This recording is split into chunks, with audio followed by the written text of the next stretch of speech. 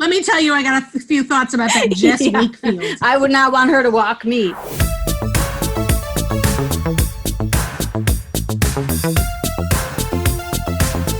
Hello, everyone. Welcome to the Not How I Remember It podcast. This is Mandy. And I am Jenny. And today we are going to be reading, we're not going to be reading it to you. It's an audiobook and not a podcast.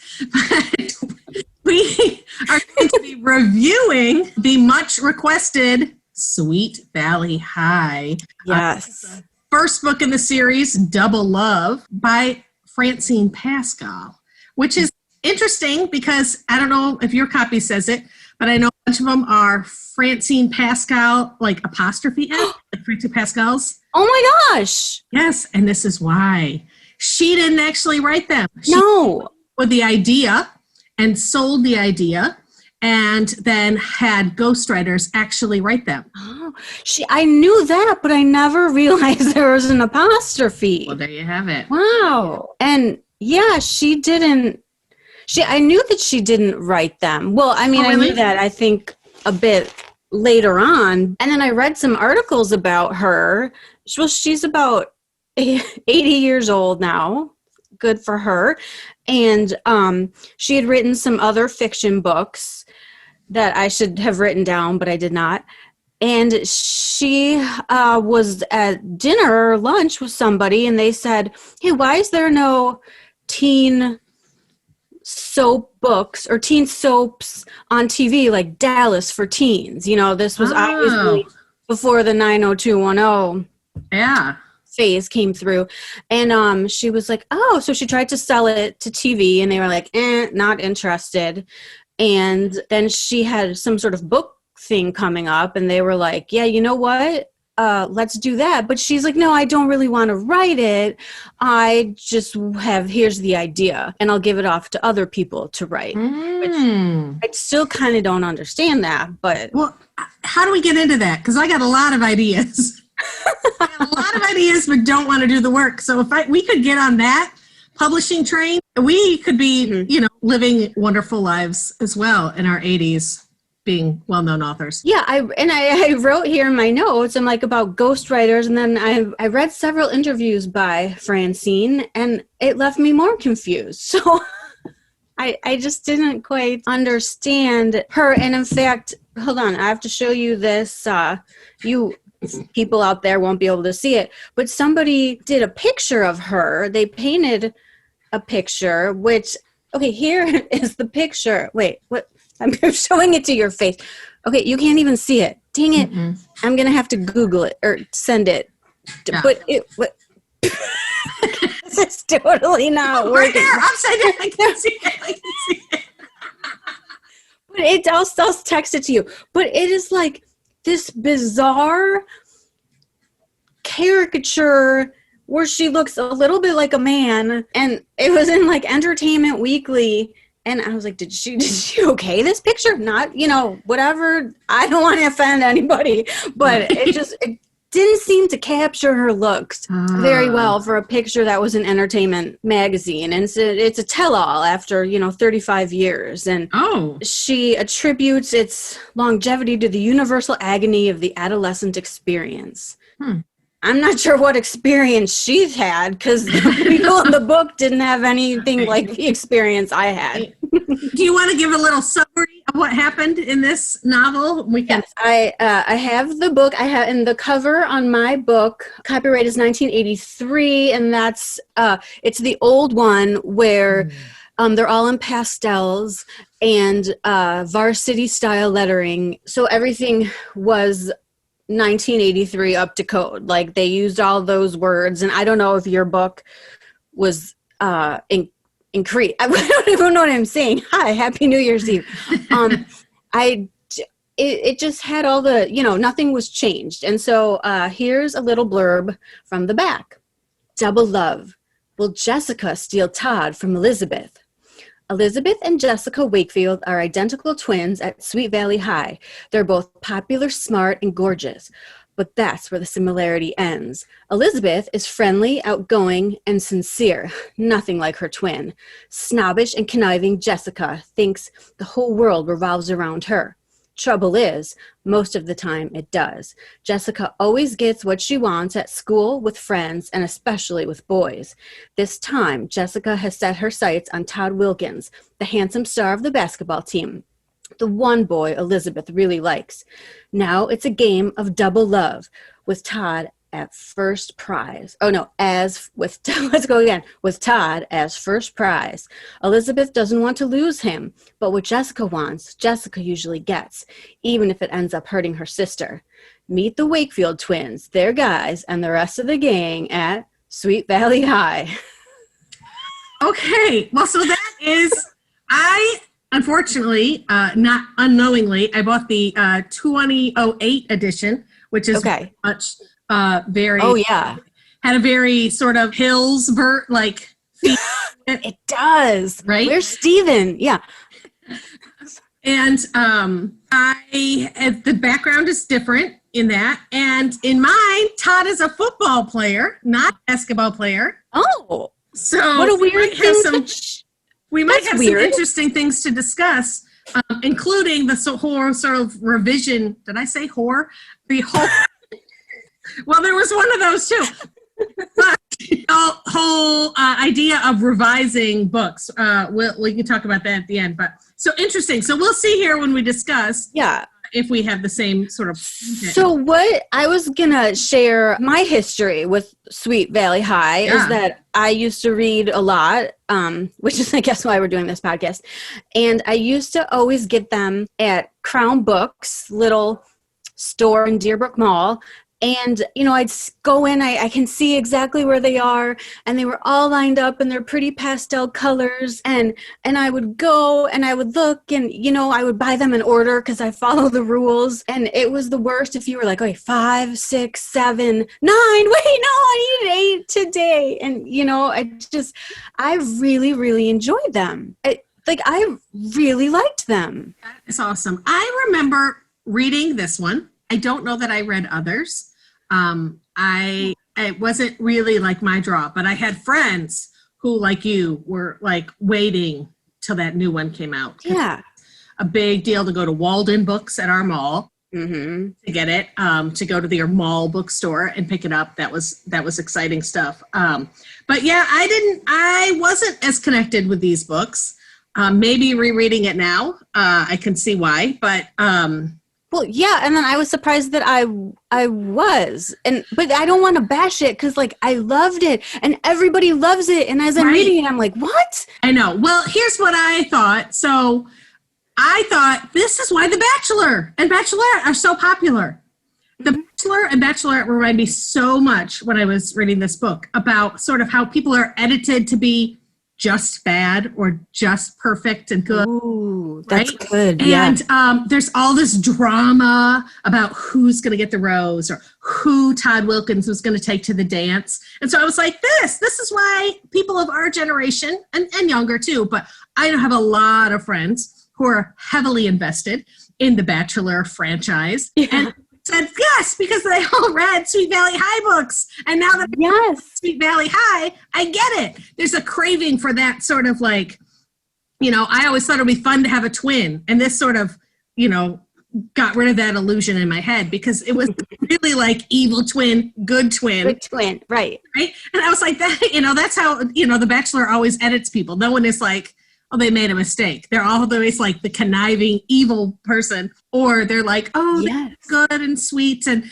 they rescue blind dogs. So it sort of felt about Jess and Liz in this book. Yeah, no, that's really interesting because I think that's kind of how everything is looked upon. A lot of the time, it's good or bad. There's nobody ever does any research to figure out what the actual story is, and I think that we always want to classify things in good or bad. And we forget that but it could be this, Right. And this book very much plays into that fact of one or the other. So you have to be on Jessica's side or Elizabeth's side. And, I mean, the book kicked right off with their looks. 3 words in. Right? Well, and I wondered, I mean, I struggled to read this because I was not enjoying it. But I wondered if it changes over time. Do we see more of Jess's character develop? And do we see Liz maybe has a few faults? So it almost made me want to read more, to be like, come on, please. This couldn't have been a 30-book series if they didn't have a little bit more character development. So it almost made me want to buy book number 2 and see what's going on. Yeah, no, that's true, because that's what I was thinking too. I'm like, I really liked these books, and I don't remember so much. I mean, I guess that's what the podcast's about. That's not how I remembered it, but I didn't remember at all that. I mean, I just wanted to like Jessica to shut up, like the whole time. She just, I mean, I guess maybe that's it. You side with one, and the other is the enemy, and you're rooting for one person on one side. But it was very hard to grasp. And yeah, I wonder if they do. But then I also was reading like little blurbs of future books, and it gets so soap opera-y, and I was like, that's ridiculous. And then I'm like, okay, it's coming from the one who used to tape General Hospital and watch it when I got home from school, and then somebody's an alien, or somebody's like like in a cage with dogs. I mean, I'm like, what? Why are you having a hard time with this when like you completely believed, General Hospitals, there was a guy named Grant or something, and he like put someone in a cage, and there was a dog, and I was like, oh, I can't believe that, but I was like, okay, I suspended my disbelief for that, but. Right. I had a lot of those same issues, and I was like, oh, this book. And then I was like, but hold up, like rewind. When I was in high school, my BFF and I had huge crushes on these boys that were my older brother's friends.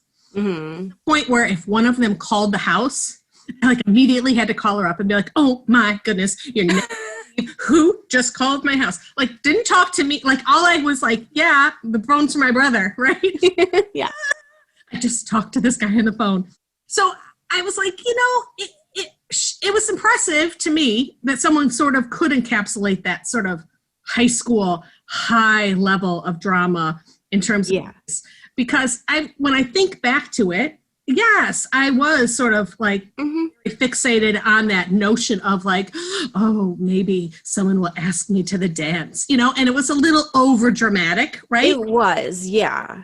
I tried to sort of think back to my high school self to sort of give it some more credit than I was giving it reading it as an adult. Yeah, and these books were definitely not aimed at adults, so 40-something-year-olds. And I also, you forget how the phone was a huge thing. I mean, you didn't know who was calling you, and to pick up the phone and see who it was, and the phone was a really, really big deal. And it was like a blind call. Oh my God, because that was before caller ID and stuff. Right. And I mean, I know, because I never answer my house phone now. No. I wouldn't have imagined not sprinting to try and get to the phone first when I was in high school.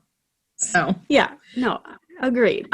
We should probably talk about some of the things that occurred in the book in case someone hasn't read it as recently as us. There's also there's drunk driving that takes place. Yes. Car racing, which do people still race cars? I don't know. That felt a little dated to me. I do. And Todd in my book was driving a Datsun. I don't know if that's what he was driving. I don't remember, but it was I think they just referred to it as a junkie car. Like, okay, so didn't have a nice car. But this was another part of my problem reading the book. I actually went to high school with a Todd Wilkins. Oh, no. And no offense to Todd, but he just wasn't my type, right? Todd Wilkins. So to continue to read on every page about dreamy Todd Wilkins, and they always seem to use both his first and last name. Yeah, like Jordan Catalano, yeah. Yes. So I couldn't just be like, oh, there's just Todd in the book. It's Todd Wilkins. And I was like, I had trouble with that. So, but like I said, no offense to Todd that I went to high school with. I'm sure, that many others were clamoring to date him. It just wasn't me. But yeah, I mean, Jess sort of blocks her sister from talking to Todd. She doesn't pass. Right, that happened like on the first page, and like she's like, "Oh, it's not there," and I feel like Jessica, and like, now she would sort of be described as a narcissist, and maybe someone would take her for some counseling, you know? Yes. I mean, she was kind of gaslighting her sister. Like, Liz, that's not what I said. Why are you doing that, Liz? You know, and then Liz is like, oh, I'm sorry, Jess. You know, and Jess gets hysterical. She might have had a little bipolar. She gets hysterical at like, or she was a very good actress, you know, which might be both. You know, at the drop of a hat, she was like really, really freaked out. And then another thing was that so of course they lived in Sweet Valley, California, and they lived in a nice house, but not the nicest houses, because those were up on the hill and belonged to the Fowlers and the Patmans. And those two families were like the Hatfields and McCoys, you know, they were just always fighting about stuff. And one of the stories was that Jessica's father is a lawyer, and there was like a problem with, apparently they rented the land the football field was on, which I don't. Okay, that was the same as on mine. Understand, like, what? No. And so then like the one family wanted to build a garden, and then the other family wanted to build a factory. I'm like, who is going to build a factory next to the high school and get rid of the football field? Like, why is this a plot line? Mine is a strip mall they were going to build. Oh, okay. So, but I thought the same thing too. I was like, number one, the school let the lease lapse on the football fields. I don't know, maybe it's a big thing in California. I don't know. And that the dad was the attorney. There was also that dad's having an affair that was just sort of swept under the rug with a fun dinner all together. Right. And then it was like building up. He's having an affair. Oh, no, she just wants to make partner. Oh, well, then why are you following her to her house late at night? Like, can't you work in the office? It just seems like a cop-out. And then it was the fastest moving court case ever in the world, because they like walked out of the building one day to protest this football field's going to be taken away. And then like the next day, everyone was at court and it was decided. Which I found entertaining. I was like, wait, whoa, we figured those out real quick. Right. And it was saved. And then the whole school, at first they were protesting and, you know, nobody got in trouble. They were just outside, and Jessica rounded up the cheerleaders and the football team was there. And yeah, it just was a little bit ridiculous, you know, but when you are in high school, I mean, that is very important. Like the sports and stuff is important to you, you know. Yeah. You don't think about like the adult ramifications of a football field. You're just mad that someone's trying to take it away. Yeah, absolutely. So. Absolutely. Because that's a significant part of high school, you know, that team, that school spirit. So I struggled with Jess. She did so many things. But when she went out with Todd Wilkins and he didn't kiss her, and then she eventually came in and accused him of assault. Yes. And her sister was like, oh, okay. I was like, Liz was just like, all right.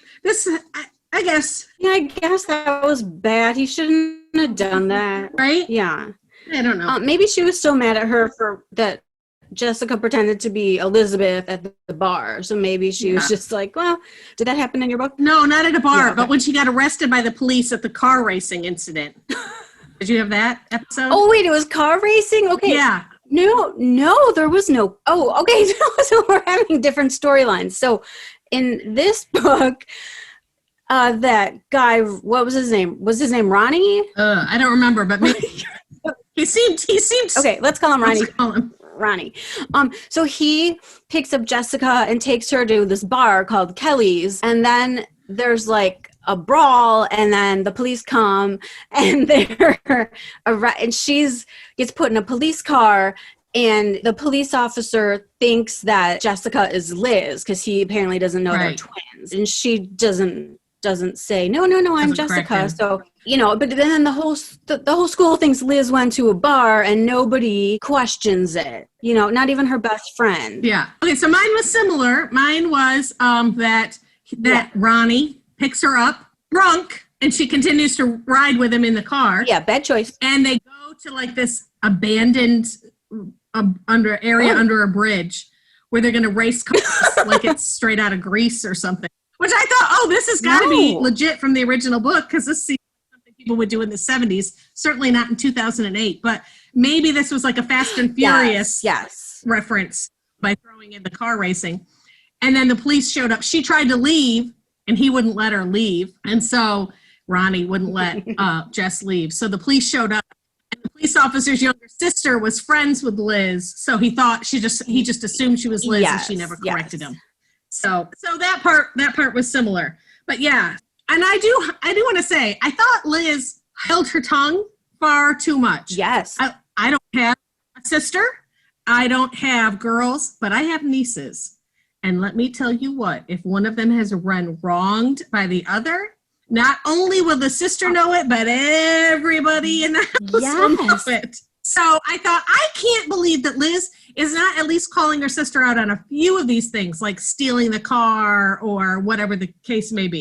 Yes, I thought that too. Yeah, I'm like, get a backbone, Liz. Just, stick up for yourself. And if you're not going to tell anyone else, at least tell Jessica that you're pissed off. But then Jessica would cry, and maybe she just wanted her to stop crying. Right. She didn't want to deal with the drama. Yeah. So, this brings up a very interesting point about these newer published, updated editions, right? We saw this with Are You There, God? It's Me, Margaret. And we see it again with this Sweet Valley High. And to sort of, what are your feelings about the updated edition? Yeah, I don't like updated editions because, they miss something a little bit. And I get that it's like a teenagey book, but, Laura Ingalls Wilder didn't get updated. And I think that these books should kind of be left alone, especially, going to a bar is still a relevant thing people do today. I don't know why they would have had to change that to like a car race. That doesn't even make sense. And yeah, I don't like that when they update them. My favorite books growing up were these Betsy Tacy books, and they took place around the turn of the century. And you can't change, just when automobiles were starting, and you can't change that. You can't change main points about the book. Yeah. And I think they kind of underestimate what kids are going to read and what they're not going to read, because that's how you learn history and stuff, is when you keep true to the original story and the original context in the story. I understand, maybe a couple things here or there, but the books were made in the 80s, but I guess, the whole advertising wise, teenagers are a big market. And so that perhaps could be why. Yeah. In this book, it sort of really took me out of it because of what we're doing here. Like, we want to reread the books that we read as youth, right? So when in my book, they had cell phones, right? And so I was like, well, cell phone. So it immediately pulled me out of the book, because I'm trying to read it from my high school perspective, right? Well, my now adult perspective. And so that really took me out of the book. But in general, it doesn't really bother me when they revise it. I kind of understand it for realistic fiction to sort of keep it relevant. Otherwise, then it becomes historical fiction. And, maybe they're not as kids aren't as interested in reading something that looks like it took place in the 70s. I'm like, would I have wanted to read a book that looked like it took place in the 60s? Yeah, And I was like, but I did read some, like you said, like Little House on the Prairie and books like that. But so I don't know. I understand the changes that they make to keep it relevant, and, changing covers and making them more appealing. But I also, as an adult reading these, I sort of wanted to, I'm going to be more closely watching the copyright date of the book I purchased from now on for this purpose. Yeah. And not every teenager was like teenage. My dog just jumped on the bed. Hi, Milo. Milo, pay attention. Okay. No, but Milo liked this book more like the last book, and Milo likes this one. Oh, he left. He got bored. He did not care for the book. No. Oh, it's like, no. Let me tell you, I got a few thoughts about that Jess Wakefield. I would not want her to walk me. But I guess for relevancy's sake, yeah. And not everybody's like me, where they'll be like, ooh, I'm going to look that up and see what that meant. Not everybody does that. That's just something that I do. Even now as an adult, it takes me a long time to get through books and say episodes of The Crown, where I have to Google the real life people and see what was actually going on and why it was like that. But yeah, and I guess I don't like change either. So It's good that I had the original book. And even in a book that I read and one of the characters moved in my head, I'm like, she didn't move, just keep her in your head in the old house. So don't ask me about change because I do not embrace it. Oh, goodness. Well, overall, see, when I was just reading it overall, I didn't like it. But once I was done and I sort of looked back on it and had a little perspective of, okay, but what did I think when I was in high school?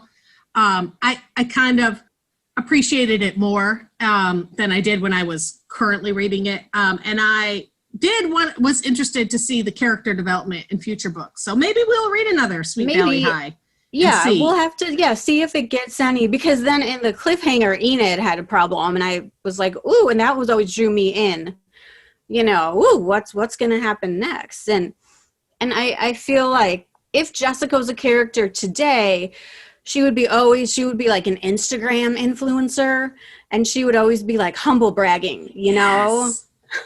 Yes. Hashtag blessed. Yes. Voluntary leave. Absolutely. Pat me on the back. Yes. You are right. I feel like everything out of her mouth was kind of an insult to everybody else, which, obviously stems with some sort of insecurity problem. But as an adult, it kind of drove me nuts. But it, as a teenager, I may have been a little more sympathetic towards her, or maybe it should have been opposite. My adult self is kind of an ass, but yeah. Or as a teen, you really did. I certainly felt like there were people I was like, oh, I don't like them. They're so mean and awful, yeah. And probably they weren't. But like they said something mean, or they gave my friend a dirty look across the hall or something, right? So I thought, like, okay, all right, I'm gonna cut Francine some slack here, because I'm sure there was a lot of that misunderstanding drama when I was in school. Oh yeah. That as an adult I would be like, talk to the person, right? So while like I said, I didn't love it rereading it.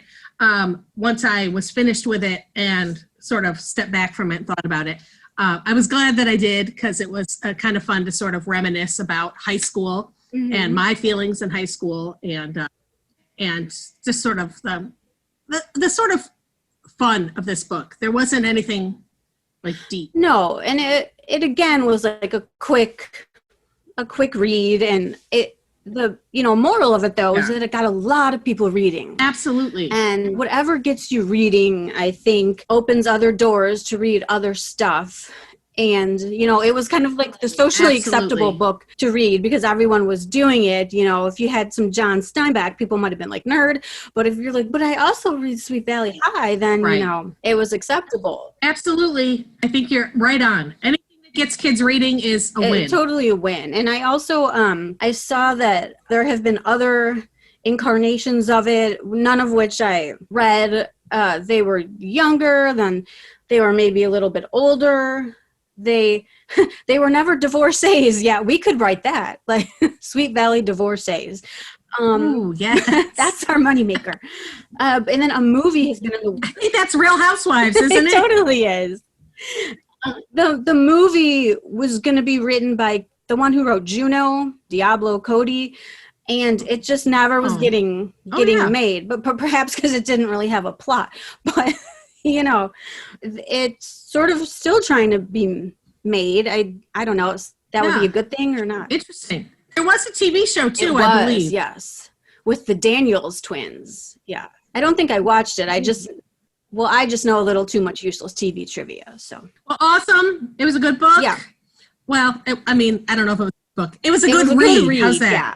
It was not. I don't know if it was a good book, but it was a good read because it really caused me to have a lot of feelings towards it. Yeah, it did. I'm glad that we reread it. Yes. I did like it, even though I was angry at it, because it wasn't quite as enjoyable as it was when I was, 13. But it was nice to revisit Sweet Valley. All right. Well, that is it for our third episode. If you have book that you would like to suggest, or you have comments about this book, maybe you read the whole Sweet Valley series and you can tell me that Jess becomes a likable individual, you can hit us up on Instagram at Not How I Remember It, or you can email us at nothowirememberit@gmail.com. And please like and follow us on all the podcast platforms. We'd love for you to follow us and hear all of our future books. Yes, because we've got a bunch more coming up. We're so busy reading. Yes. Bye. Bye.